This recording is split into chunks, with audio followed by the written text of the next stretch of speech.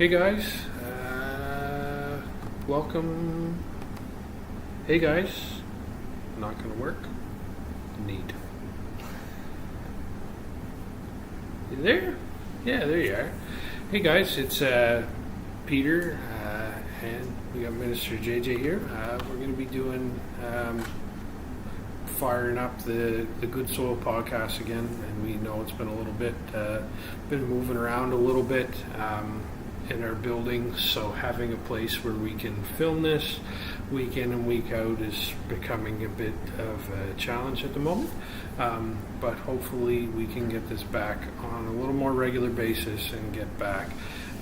We're actually going to go back and do a message from a few weeks ago. It seemed to be the one with the most interaction, so Minister JJ and I feel like it's the one that we should probably address first, and then if you guys have some comments about what you heard last week with Minister Roger, or the week before with Bishop Jeremiah, we can get in and we can go through some of those again, but this week we've got we're going to do Pastor Jess's message on Hope is the Anchor. You guys had quite a few comments, and there was quite a few good talking points there, to brag on my wife a little, but yeah, so welcome to the podcast, everybody. Just doing things a little more simpler this week, but let's get fired off. One of the first comments was, and one of the things that stuck out to me was, as well as Minister Roger, was unsubscribing to the things that are of God. That are not of God. I remember that. Because it's what do you let in? What are you paying attention to? What are you listening to? Mm-hmm. Like, what are you tuned into? So, like this, if you're subscribed to our channel, you will see us. Mm-hmm. If you're subscribed to something that's not us, you will see that too. So, it's one of those things that it's you are what you spend time with. So if you're plugged into the Creator, you're going to get info from Him. Mm-hmm. And then we got a couple big ones, and we'll see what we got. So Jill said, "Don't undo the blessings of God by your mouth." I'm gonna do the blessings of God by your mouth. See, it's tough when you don't remember the context, but I can take what you're saying at face value. Yeah. I think that we can have, like as human beings, we can have a tendency to look at our situation and be consumed with what we see rather than what God says about our situation. And it's contradictory to the whole walking by faith and not by sight thing. I think that one of the biggest reasons that is said is because the default setting is to walk by sight. Yeah. The default setting is to go off of what I see. What I see in my situation is the default thing. And I think that for us, it takes a level of intentionality to not be constantly talking about what is in opposition to what God says. Yeah. To say like, oh, well, this sucks and the sky is falling. Maybe, but what does God say about it? And I think that also ties into the first thing about unsubscribing from the things that aren't of God, because if you're subscribed to the things of God, it's you said you are what you are plugged into. I'm going to say you are what you eat. If you're feasting on the Word and feasting on the things of God, you're going to naturally gravitate more towards saying Minister Roger right there, feasting on the Word. Oh yeah, true. But yeah. But the same God that kept His promise to Abraham will keep His promise to you.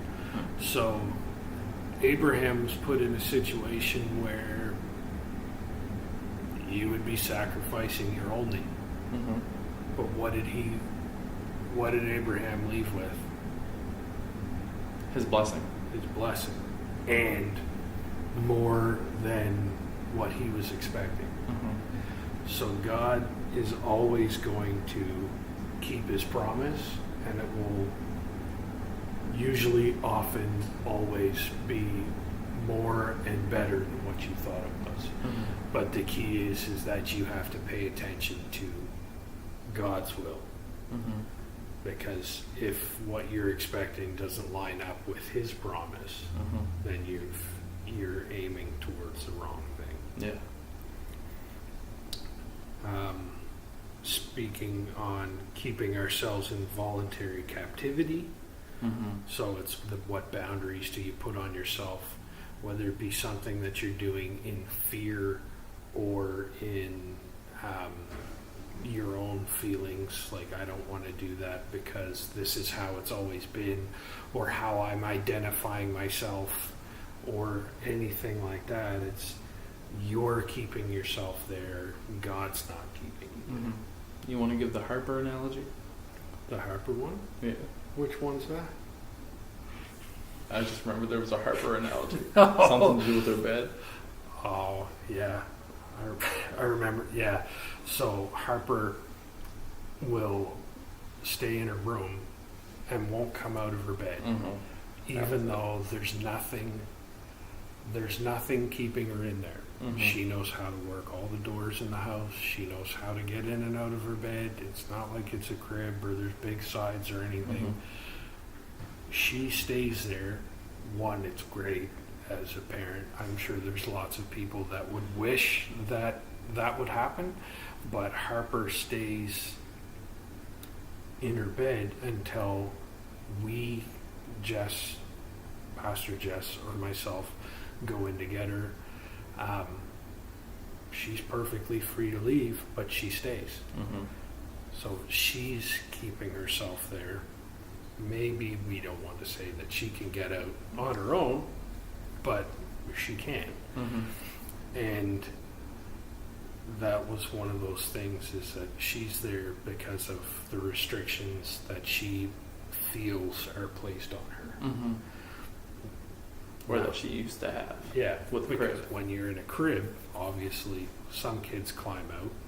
She never did, not once. She didn't even try it. So Reese, on the other hand, He seems like the type to try. he's already tried. He's hanging off the side. He's ready to go. But don't place yourself in your own captivity. It's not something that God's not keeping you there. Yeah. In our waiting season, we have to remain connected to the anchor to hold us so we don't drift. Keep digging in the Word and surround yourself with testimony while in the wait. Yeah. Waiting can be tough. Like, to me, based off of my short-lived experience, there's different types of waiting seasons. There's waiting as like the hyphen in between the prayer and the blessing. There's also waiting seasons that are really like preparation seasons for where you're going. I'll say those are the main two that I know of. But in both of those times, if you're waiting, if you're in the middle, and if you're on the in-between prayer and blessing, well, then you're still seeking God for it. You're still seeking God for that thing, so it can be easier to remain plugged in because you're still asking for something. You still have that need. If you're in a season of preparation, I find that those are the times where people can drift, because you're simply in a season of digging into the Word, of becoming closer with God, developing a more intimate relationship with Him, and that takes time, that takes effort, and in this life where there's so many things that can pull your time aside. I mean, I can find a million different ways to fill an hour. Some of them being great, some of them being Instagram Reels, but I can find a million different ways to fill up an hour. But the intentionality of staying connected to your anchor and staying connected to I know that if I'm in a season of waiting, that I'm actually waiting or I'm preparing for something, and that I now have the opportunity to do the groundwork, or even if you want to call it like a cave season before God shows to the world what He's been doing in me. I have this season now to prepare And ultimately, when you get to the point where you're put out in front of the world, you wish you could go back to that season of preparation, because there's nothing more comfortable than a season of preparation, honestly. It can be uncomfortable preparation sometimes, like sometimes God's getting rid of some stuff and adding some stuff. Growth can be uncomfortable, but it's still more comfortable being in a waiting season than being in a season of, here, go do what I've told you to do. And I think that, again, it's to me, it seems like it comes from a lot of discouragement.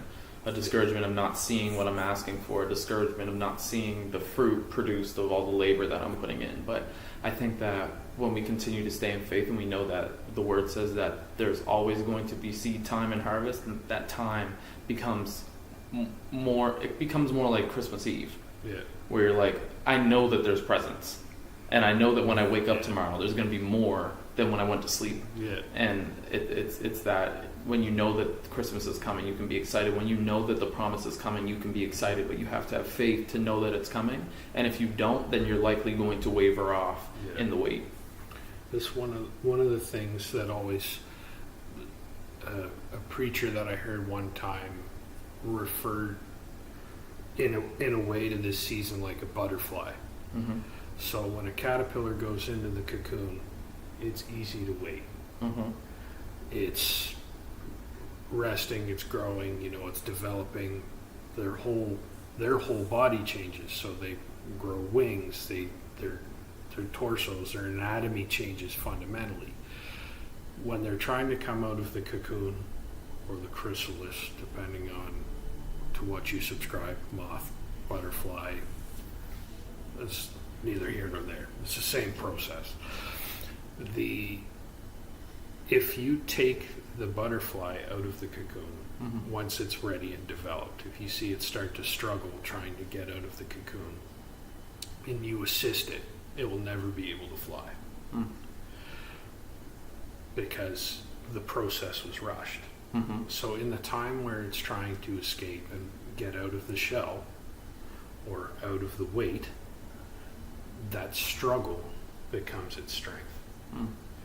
And then it can fly. And butterflies fly, they migrate like the monarch butterfly, migrates some of the longest distance of any animal of mm-hmm. its size. Like mm-hmm. we're talking thousands of miles, mm-hmm. kilometers, depending on which system you subscribe to. But in that struggle, in that season, they have to trust the process to know that what's on the other side is better than what they're waiting for. The struggle that they're in now isn't forever. They're walking through, they're growing, they're building, mm-hmm. they're changing, mm-hmm. and then once the struggle is over, they get their promise. Mm. That's a good analogy. And the last thing that Jill had to say is the enemy's always taking notes. Yeah. Here's everything you say. Your words can build you up, and your words can tear you down. Mm-hmm. And he will only use things that you allow him to. Mm. That's one of the things. Another one of those sayings that I heard. It's better to stay quiet and let everyone think you're smart than open your mouth and prove them wrong. So anything that the enemy can use that you've said, oh, I'm going to struggle with this, or I know today's going to be a bad day. Mm-hmm. Guess what? You can have what you say. Mm-hmm. And I think that in the time where I don't think we ever do it intentionally. Mm-hmm. Maybe you do. I don't. It just seems to happen that way. It's whatever, like, oh man, I know I've got a busy week. Mm-hmm. Well, if you say you've got a busy week, he's going to use that to stress you out or mm-hmm. make you feel like you have no time. You've got no time to film the Good Soil podcast. You've got no time to study. You've got no time. He will make a distraction for you because you're already distracted. Mm-hmm. So it's not that he's going to add a bunch of other stress or a bunch of other things. He's just going to use what's already happening to distract you from your focus. Yeah, and I think it starts with the outlook. Like even with the busy week idea, if you say I'm busy week and you're already weary about it, like in you're saying it, chances are, yeah, that's gonna get used, and now everything is gonna go awful for you this week, just because your outlook was already like that. So now he already has something to work with. Yeah. But if your outlook is from jump, my week is busy and His grace is sufficient, then you already have the outlook of I know what's coming, but I know who goes with me into what's coming. And that in of itself can already stop any attack that the enemy can try right then and there. It can be like, yeah, I'm looking at my schedule. This is a busy week, and His grace is sufficient, and He'll be my strength, and in my weakness His strength is perfected, and I'm fine. Or it can be, this is going to be awful, this is going to be terrible, I'm not looking forward to this at all, I don't want to do this, and then you get there and it's not great. Yeah. I think I was at a youth conference one, and I heard the speaker say, if you only ever look at your busy weeks as busy and you don't try to change it, you'll always feel like you don't have enough time. So what he said he did was he changed the phrase, I have a busy week, to I have a full week. Okay.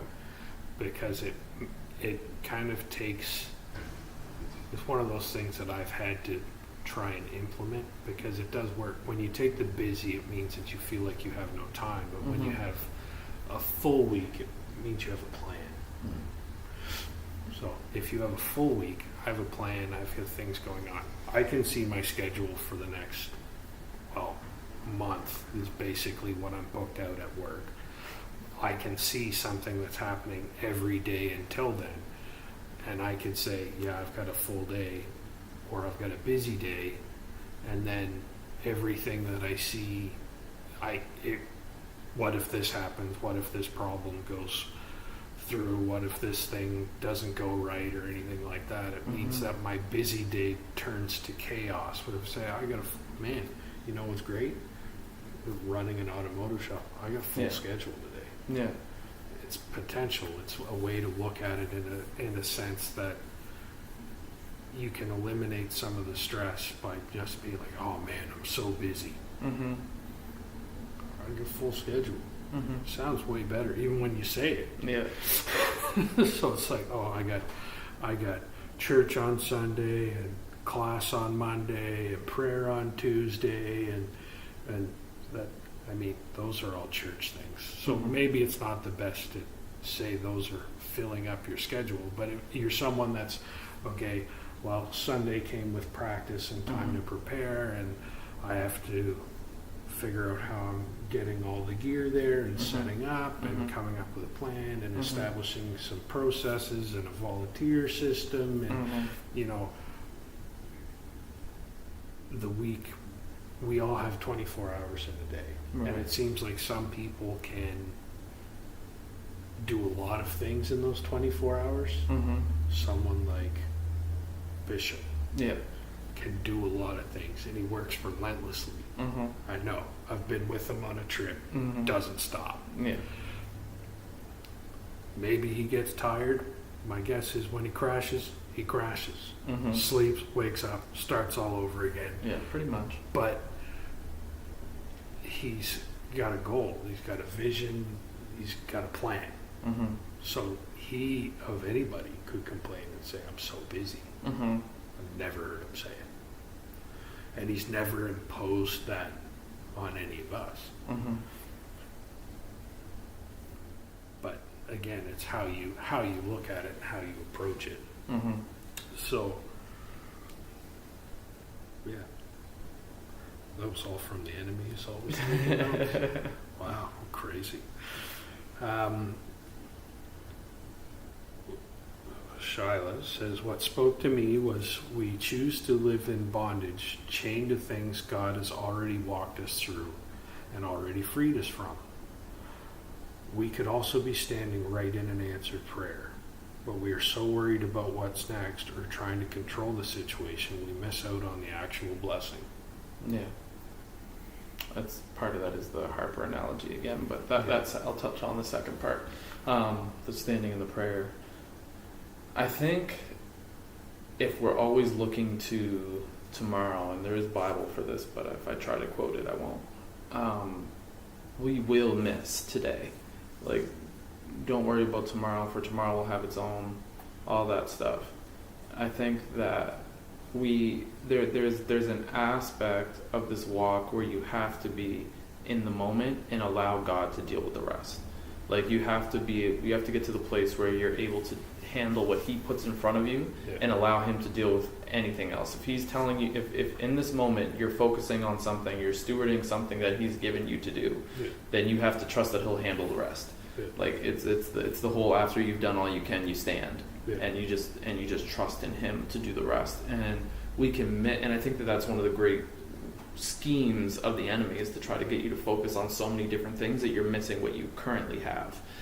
Like, when something is a need, it's our most present focus. Then when we have it, we can tend to focus on the next thing that is our need, rather than being thankful and grateful for the thing that we have, and understanding that if he met this need and he already knows the next need, he can handle that. Just stay in the moment and be thankful and give him praise for what you have. Yeah, for sure. And I mean, standing right in an answered prayer, I think a lot of that, it could be a very practical thing. Were you praying for a new job? Mm-hmm. You're in that job that you prayed for, Mm-hmm. and it wasn't a short time. I could use an example, but in the way that it might give away who it is, I won't give away too many details. But if you pray for 6 months for a job, Mm-hmm. and you get the job right on time, Mm-hmm. right when you needed it, and then you're working in the job, and all of a sudden now everything in the job is a problem. Yeah. How people interact, people deal with you. It's easy to lose your gratefulness for the gift that was given Yeah. because of the current situation. Mm-hmm. And it's an easy way to get distracted from what he did in the first time. Mm-hmm.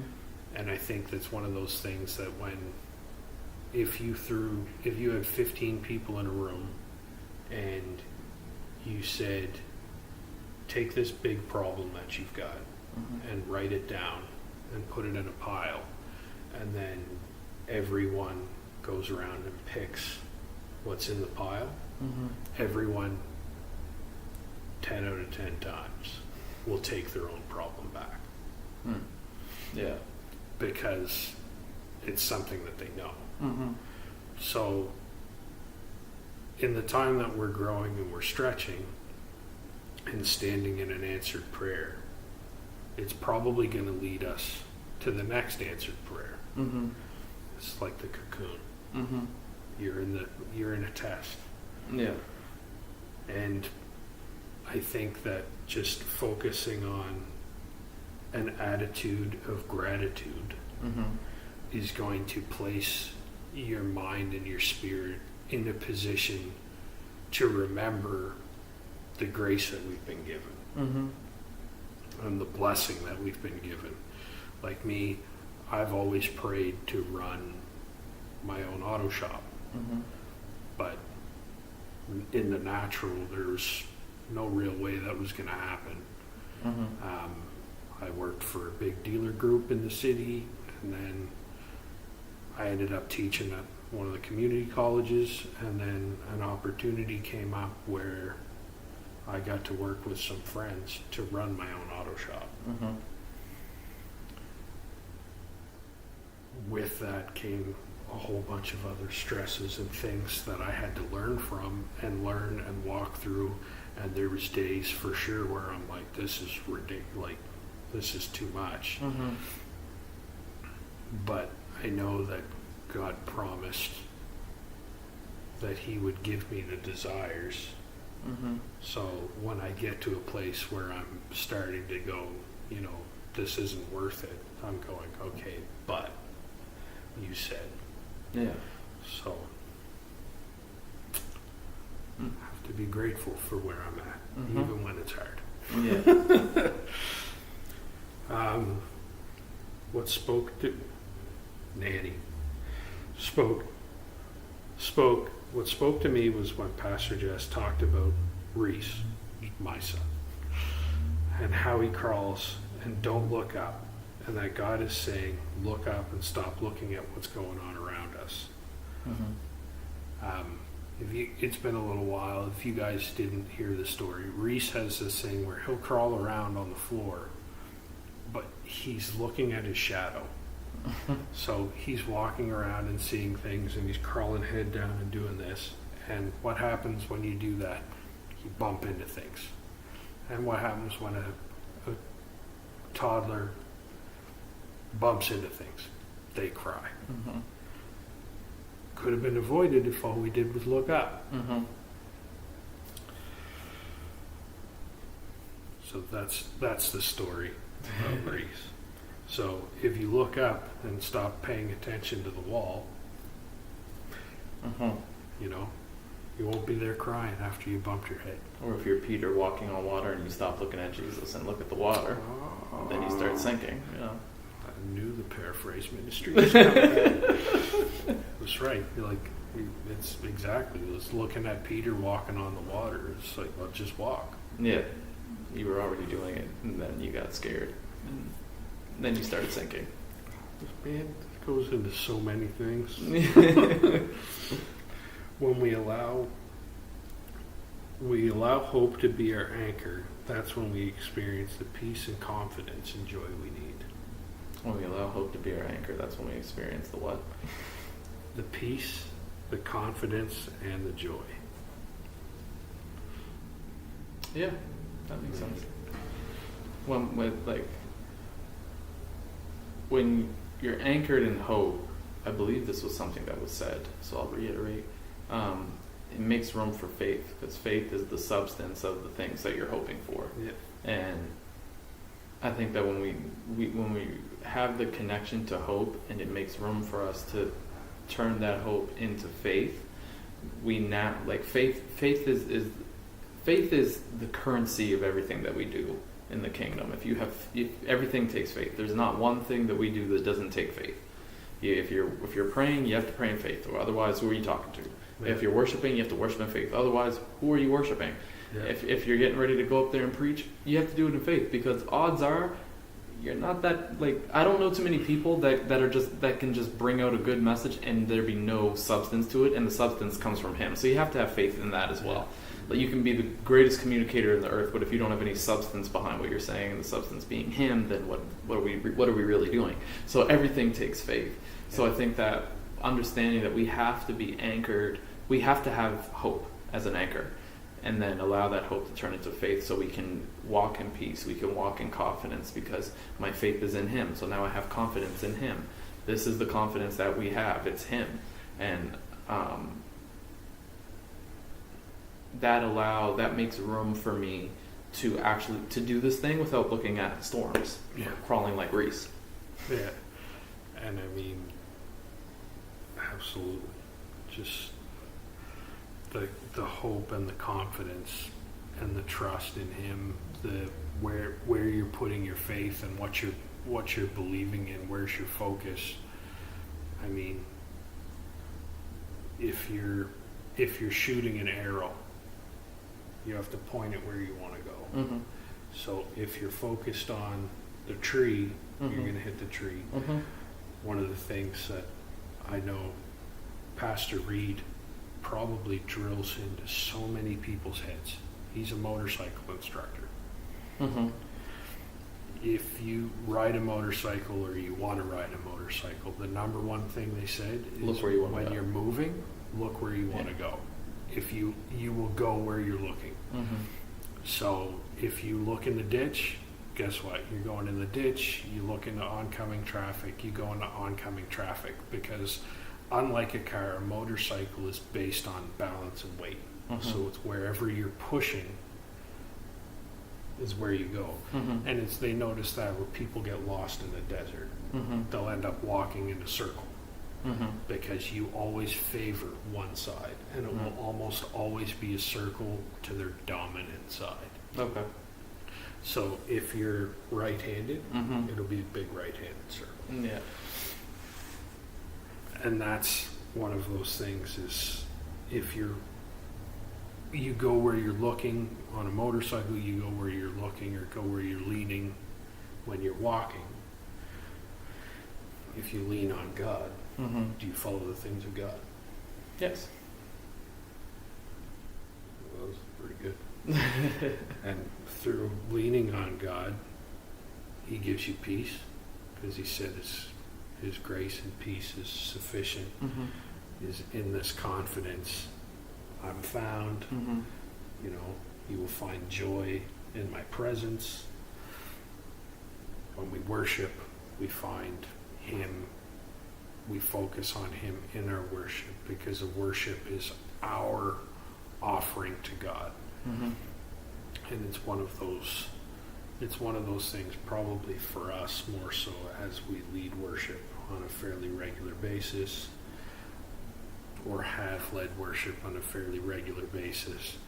It's, you only take people where you've been. Right. And worship is our sacrifice. It's the only thing we can give someone who's given us everything already. Because I don't have anything of value to give to the King. But what I do have is my reverence, my respect, my worship. I love you. I give you my hallelujah. You know, my 1,000 hallelujahs, 1,000 praises. You know, so it's important. It's also important to note what you're worshiping with. You know, maybe it's like, okay, well, I'll listen to these songs in the morning on my drive into work to get my day right, and then, you know, Google or Spotify comes on, and all of a sudden you're listening to, you know, the 90s hip hop classics. Guilty.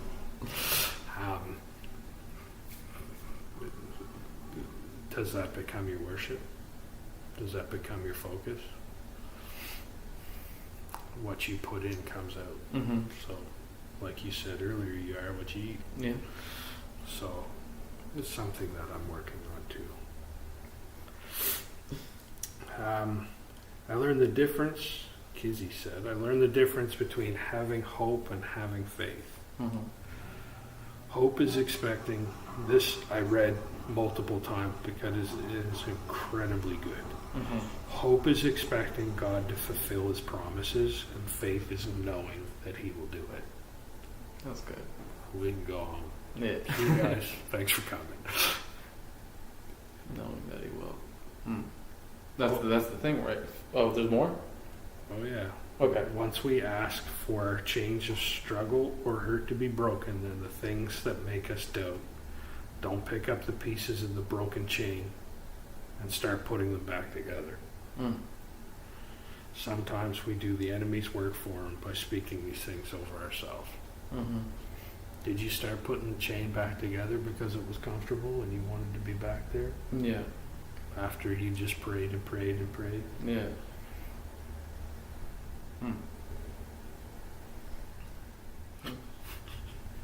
It's still that's a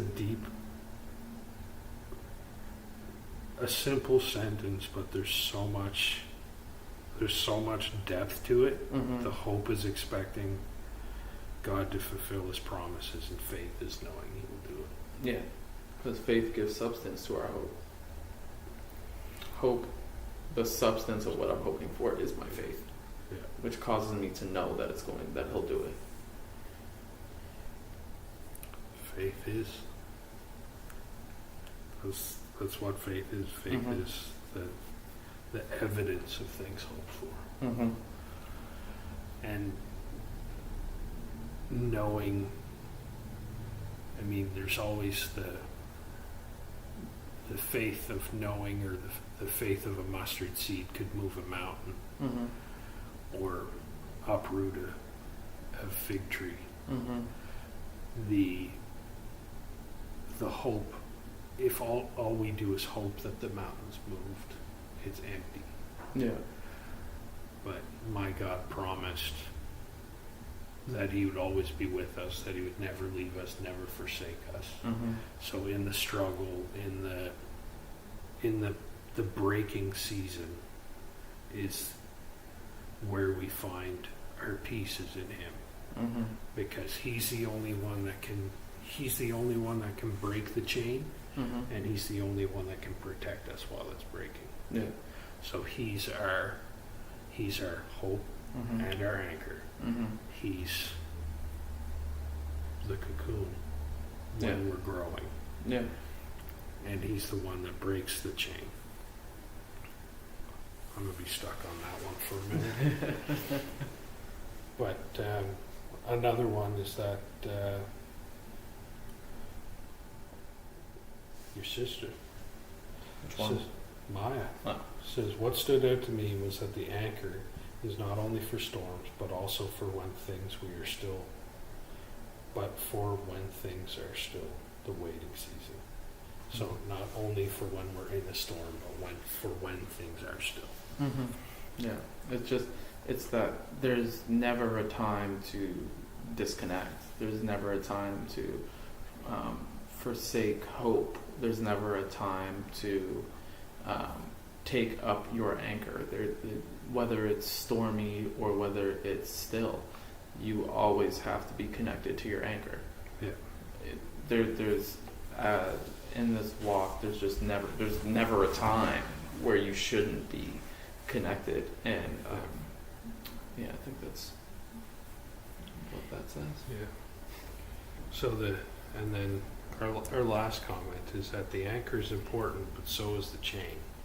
It has to be strong enough to withstand the pressure that comes against it, lest we be separated from what keeps us where we need to be. Do you remember what the chain was in the sermon? Because I don't. Again, it's been 3 weeks. I'm going back to watch it. Yeah. I've watched it twice already because it's my wife. But the things, his promise to stand up, what he said. I think that was in relation to the Abraham.